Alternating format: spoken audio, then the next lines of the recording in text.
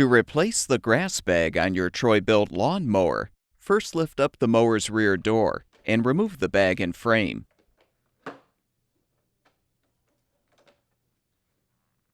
Detach the retaining clips securing the bag to the frame and slide the old bag off.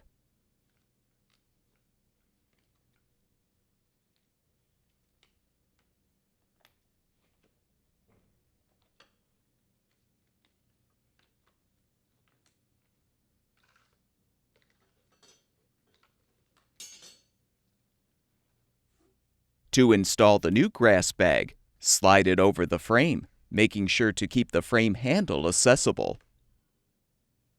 Now align the grass bag retaining clips on the frame and snap them into place.